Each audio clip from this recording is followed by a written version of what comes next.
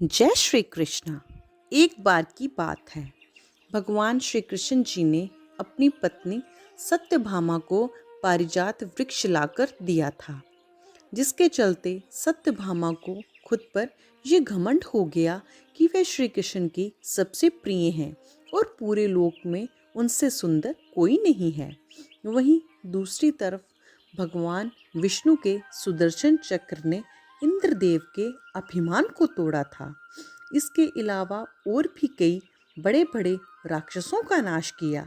ऐसे में सुदर्शन चक्र को खुद पर ये अभिमान हो गया था कि भगवान हर बड़ी बुराई का नाश करने के लिए मेरा ही सहारा लेते हैं, क्योंकि मैं ही पूरे ब्रह्मांड का सबसे शक्तिशाली अस्त्र हूँ। मेरे सामने कोई शक्ति नहीं टिक सकती, मेरे सामना कोई नहीं कर सकता। वहीं विष्णु जी के वाहन गरुड़ जी को ये अभिमान हो गया था कि विष्णु मेरे बिना कहीं नहीं जाते, मैं ही ब्रह्मांड का अधिक तीव्रवान वाहन हूँ। मेरे प्रभु को कहीं भी तुरंत जाने को तो मेरा ही सहारा लेना पड़ता है। सिर्फ यही नहीं, गरुड़ जी में जन्म से ही अथाह बल था, जिसके चलते आगे चलकर उनमें अपनी ताकत को लेकर ये अभिमान हो गया कि धरती पर उनसे अधिक बलवान कोई नहीं। तो इन तीनों का घमंड तोड़ने के लिए भगवान श्री कृष्ण ने हनुमान जी का आवाहन किया, क्योंकि वह जानते थे कि हनुमान जी महादेव के अवतार हैं, उनमें असीमित शक्तियां हैं, अतः इन तीनों का घमंड तोड़ने में सक्षम हैं। हनुमान जी भगवान राम के आशीर्वाद और वरदान स्वरूप धरती पर ही अदृश्य रूप से विचरण करते थे। तब जैसे ही भगवान श्री कृष्ण की पुकार हनुमान जी के कानों तक पहुंची, हनुमान जी के मानो रोंगटे खड़े हो गए। हनुमान जी गदगद हो उठे, मानो उन्हें भगवान राम जी ने याद किया हो।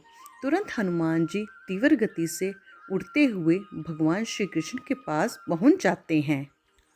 हनुमान जी जैसे ही वहां आए, वह भगवान श्री कृष्ण के इस अवतार को देख उन्हें पहचान नहीं पाए। तब श्री कृष्ण ने हनुमान जी को अपने द्वापर युग वाले अवतार श्री राम की याद दिलाई और बताया कि मैं ही राम हूँ और अब इस त्रेता युग में पाप का नाश करने के लिए फिर से अवतरित हुआ हूँ। इस युग में मेरा नाम वासुदेव कृष्ण है। इतना सुनते ही हनुमान जी जय श्री राम का सिमरन करते हुए सर झुकाकर श्री कृष्ण जी को प्रणाम करते हैं और तुरंत बोलते हैं, प्रभु क्या आज्ञा है मेरे लिए। तब श्री कृष्ण जी हनुमान जी को बोलते हैं, यहाँ से एक कोस दूर एक सुंदर वाटिका है, वहाँ बहुत ही स्वादिष्ट फल लगे हैं, तो जाओ हनुमान उन फलों का आनंद लो और कुछ मेरे लिए भी ले आना। हनुमान जी तुरंत उस वाटिका में पहुँच जाते हैं और सुंदर मीठे फलों का आनंद लेते हैं। हनुमान जी अपने बंदर और चंचल स्वभाव की वजह से वृक्षों को नुकसान पहुंचाने लगते हैं। ये खबर आग की तरह द्वारका नगरी में फैल जाती है कि एक विशाल वानर पूरी वाटिका को तहस नहस कर रहा है। अब ये खबर जैसे ही श्री कृष्ण तक पहुंचती है, भगवान कृष्ण तुरंत अपने वाहन गरुड़ राज को याद करते हैं। गरुड़ राज तुरंत भगवान श्री कृष्ण के सन्मुख प्रकट हो जाते हैं। श्री कृष्ण जी गरुड़ को आदेश देते हुए कहते हैं कि द्वारका की सुंदर वाटिका में एक विशाल मायावी वानर घुस आया है। वो बहुत उधंग मचा रहा है, उसे तुरंत बंदी बनाकर मेरे सामने लेकर आओ, अपने साथ कुछ सैनिक भी ले जाओ। ये सुन गरुड़राज बोलते हैं, प्रभु उस वानर के लिए मैं अकेला ही काफ़ी हूँ, भला सैनिकों की क्या ज़रूरत, अब आज्ञा दे महाराज।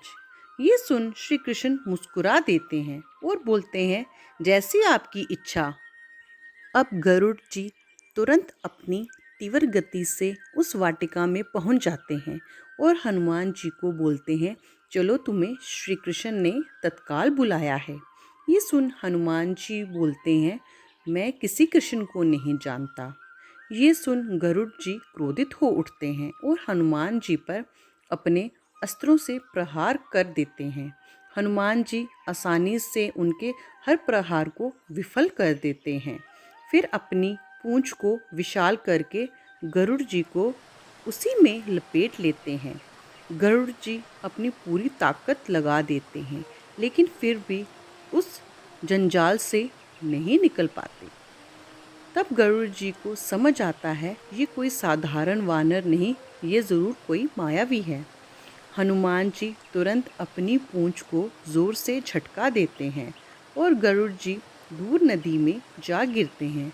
गरुड़ जी अब किसी तरह बचते बचाते वहाँ से चले जाते हैं और पुनः भगवान श्री कृष्ण के पास पहुँच जाते हैं। गरुड़ जी श्री कृष्ण को बताते हैं कि हे प्रभु, मुझे क्षमा करें, मैं उस वानर को नहीं ला पाया। वह बहुत ही मायावी वानर है, जिसके सामने मेरी शक्तियाँ और बल कमज़ोर पड़ गए। गरुड़ जी की इस बात को सुन श्री कृष्ण जी मन ही मन बहुत प्रसन्न हुए और सोचने लगे कि इस घटना से गरुड़ जी की ताकत का घमंड तो टूट गया, लेकिन अभी भी उनका एक घमंड टूटना बाकी है और वो है उनकी गति का घमंड। ये विचार कर श्री कृष्ण जी बोलते हैं, हे गरुड़, आप चिंता ना करें, आपने अपनी तरफ से तो प्रयास किया, वो काबिल तारीफ था। मैंने अभी अपनी शक्तियों से पता लगाया है कि वह कोई साधारण वानर नहीं, वह स्वयं राम भक्त हनुमान जी हैं। इसलिए जब आपने मेरा नाम लेकर उनको आने को कहा तो वह नहीं आए। इस बार फिर से जाओ और उनको कहना आपको भगवान श्री राम ने बुलाया है। उनको तुरंत अपनी पीठ पर बिठाकर ले आओ। गरुड़ जी फिर से हनुमान जी के समक्ष आ खड़े होते हैं और उन पर प्रहार करने की क्षमा मांगते हैं। फिर बोलते हैं, चलिए, आपको श्री राम ने बुलाया है। श्री राम का नाम सुन हनुमान जी प्रसन्न हो जाते हैं और कहते हैं, ठीक है, आप चलो, मैं आता हूँ। गरुड़ जी कहते हैं, आप मेरी पीठ पर बैठ जाएं, मैं तुरंत अपनी तीव्र गति से आपको श्री राम जी के पास पहुँचा दूँगा। हनुमान जी कहते हैं, नहीं नहीं, आप जाइए, हम आपके पीछे पीछे आते हैं। गरुड़ जी तेज़ी से उड़ान भरते हैं। वहीं श्री कृष्ण जी ये सब कुछ देख रहे थे और वह जानते थे कि हनुमान जी गरुड़ से पहले पहुंच जाएंगी। ये सोच वह श्री राम का अवतार धारण करके अपनी पत्नी सत्यभामा को सीता माता की तरह सजाकर अपने साथ सिंहासन पर बिठा देते हैं। अब श्री कृष्ण जी तुरंत अपने सुदर्शन चक्र को आदेश देते हैं कि जाओ, द्वार पर खड़े हो जाओ, पहरा दो, कोई भी अंदर ना आने पाए। अब सुदर्शन भगवान की आज्ञा का पालन करते हुए द्वार पर खड़े हो जाते हैं। इतने में हनुमान जी द्वार पर आ खड़े होते हैं और जैसे ही हनुमान जी अपने प्रभु श्री राम को मिलने की उत्सुकता में अंदर प्रवेश करने लगते हैं, सुदर्शन तुरंत हनुमान जी को सावधान कर देता है और बोलता है, कौन हो तुम अंदर नहीं जा सकते। हनुमान जी बोलते हैं, मुझे अपने प्रभु से मिलने से कोई नहीं रोक सकता, कृपा रास्ते से हट जाएं और मुझे अंदर जाने दे। सुदर्शन चक्र रास्ते से नहीं हटते। ये देख हनुमान जी सुदर्शन को अपने दांतों के अंदर दबा लेते हैं और अंदर प्रवेश कर जाते हैं। अंदर सिंहासन पर भगवान श्री राम के रूप में बैठे श्री कृष्ण जी को प्रणाम करते हुए जब उनके साथ बैठी स्त्री यानी सत्यभामा को देखते हैं तो कहते हैं, हे प्रभु, माता सीता कहाँ हैं और आपके साथ ये दासी कौन है। ये सुन सत्यभामा दंग रह जाती है और मन ही मन, इतना साज श्रृंगार करने के बाद भी ये मुझे दासी बोल रहे हैं, ये सोचकर बहुत निराश हो जाती है। यहीं पर सत्यभामा का अपनी सुंदरता का अभिमान टूट जाता है। इतने में गरुड़ जी तेज गति से उड़ने के कारण हाँफते हुए पहुँचते हैं और हनुमान जी को पहले से ही पहुँचा देख दंग रह जाते हैं वो हनुमान जी के चरणों में गिर जाते हैं। इस तरह गरुड़ की तेज गति और बल का घमंड भी चूर चूर हो जाता है। अब श्री कृष्ण जी हनुमान जी से पूछते हैं, हे हनुमान, आप अंदर कैसे आए? क्या आपको द्वार पर किसी ने रोका नहीं था?